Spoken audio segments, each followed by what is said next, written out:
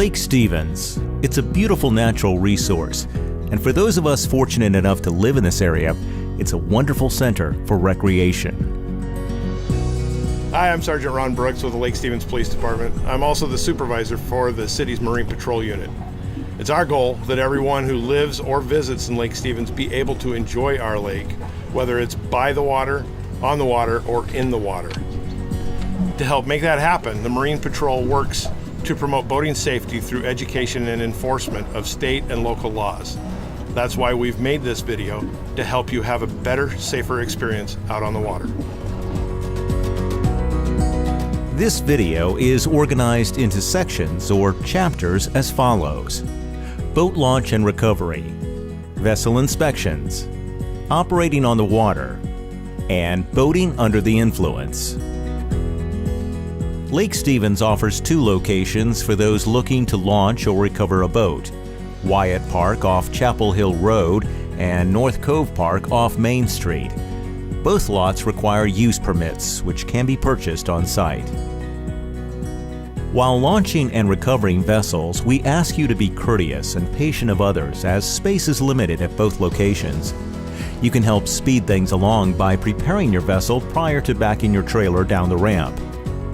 Items such as handbags, towels, water toys, and coolers can be stored while you wait in line. Having the vessel's tie-down straps removed also helps in reducing congestion. And consider pulling your vessel away from the ramp and dock area if you're waiting for others to arrive, leaving the dock open for those with small children. On weekends and holidays, the ramps can be very busy, so it's a good idea to have the most experienced drivers at the wheel, both in the boat and in the tow vehicle. Keep in mind that parking lots often fill up early in the day. Visitors are reminded to not park boat trailers on private property, blocking driveways or sidewalks, or where signs prohibit parking.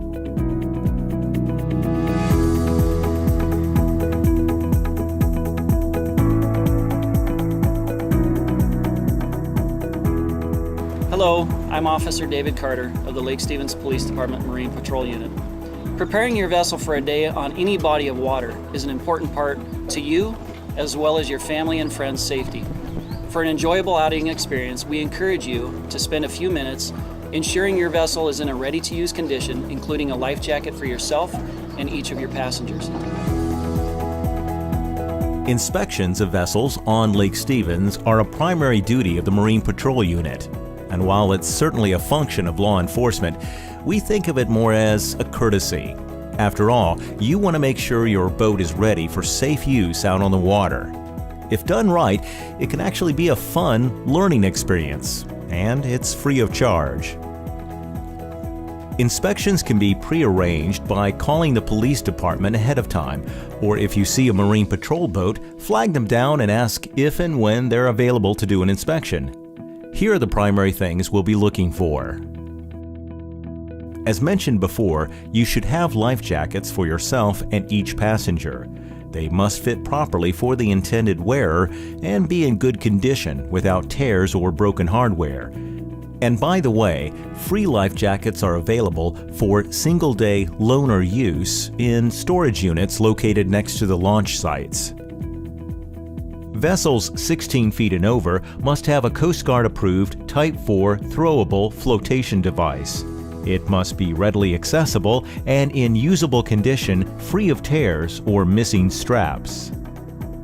Every vessel and watercraft must have a horn or whistle on board, capable of being heard 1/2 of a nautical mile.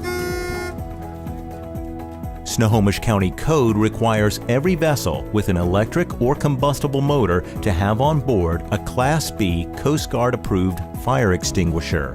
It must be readily accessible and in usable condition.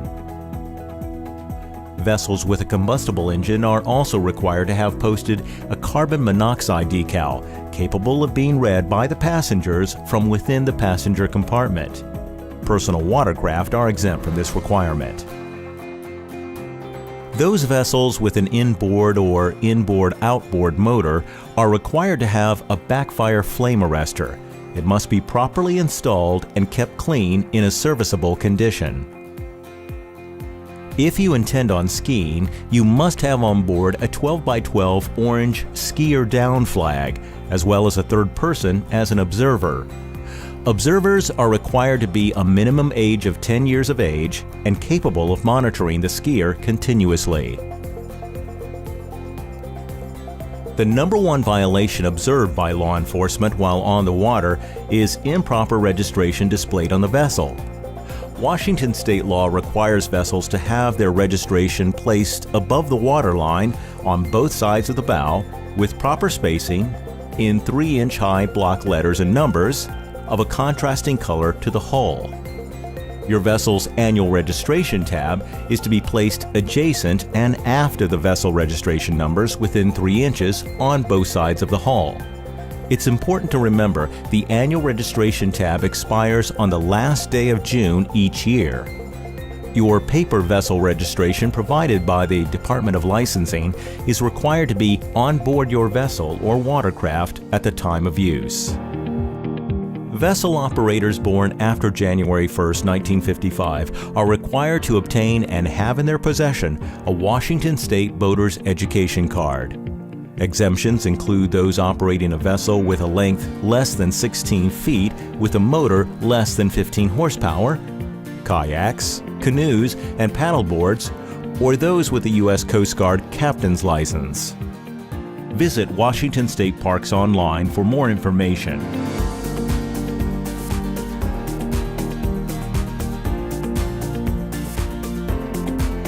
Lake Stevens is a unique place, and as such, we have a few regulations that are unique to this body of water.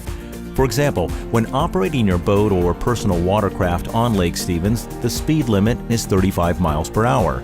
Operation of any vessel or watercraft over that speed is considered reckless. No wake restrictions apply during hours of darkness.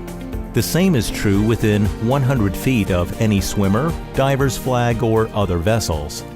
In addition, the North Cove of Lake Stevens is a no-wake zone after 1 p.m.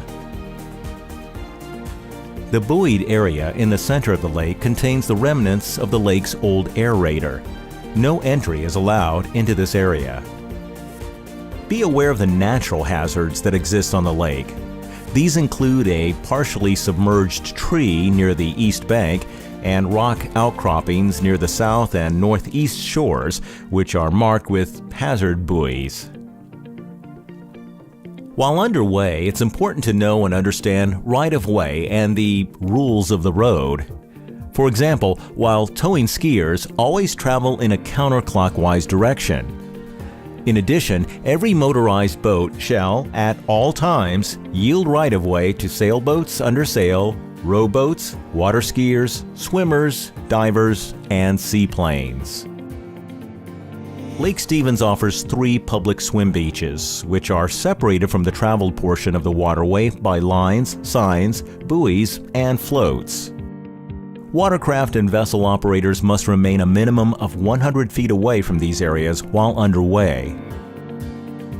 And speaking of 100 feet, all watercraft and vessels underway at a speed over 8 miles per hour are required to stay away from docks, piers, navigational buoys, and other watercraft by a minimum of 100 feet. And here's another 100-foot reminder. The use of any audio system within a watercraft or vessel that can be heard from 100 feet or more from the source is a violation of the Lake Stevens Municipal Code. Enjoy your music, but keep it to yourself and those on your boat. We all want our lake to stay clean and free of pollutants, so please refrain from fueling while on the water. Vessels and watercraft requiring fuel or lubricants should be removed from the water before being serviced. Overloading a vessel can be a real danger. Each vessel or watercraft has a maximum safe loading capacity, which can often be found on a placard within the passenger compartment. If your vessel isn't equipped with a capacity plate, a simple equation of length times width divided by 15 will provide you with the maximum capacity under calm water conditions. Contact one of our Marine Patrol officers if you have questions about maximum weight restrictions. If you're contacted by the police while on a vessel or watercraft, you will be asked for the following: your boater's education card, a driver's license or identification, and your vessel registration. For the safety of these documents, keep them in a waterproof floating container. Finally, if you're involved in a watercraft, vessel, or paddle sport collision resulting in injury, property damage, or worse, call 911 immediately. Lake Stevens patrol officers who hold a secondary certification in Marine Patrol are on duty 24 hours a day, 7 days a week to respond to these matters.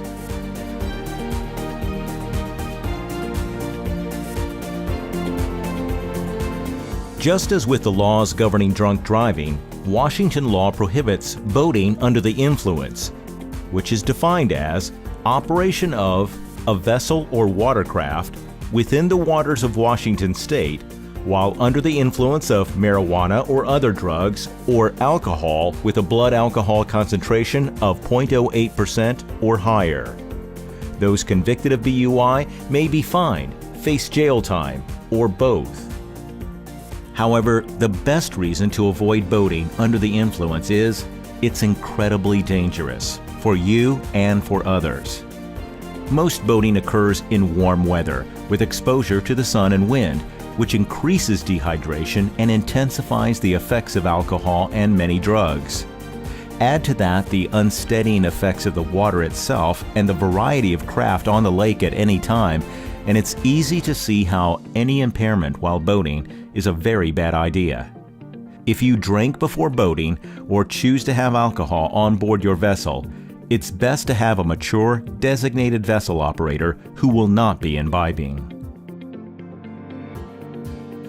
Experienced boaters know that respecting the rules while respecting others on the water is the best guarantee of safe travel. In fact, that mutual respect is one of the hallmarks of the boating community, and it creates a sort of camaraderie where boaters look out for each other. That attitude is in keeping with the Lake Stevens community and its law enforcement. Ultimately, all the rules, guidelines, and suggestions offered in this video are dependent on each of us doing our part to play it safe on Lake Stevens.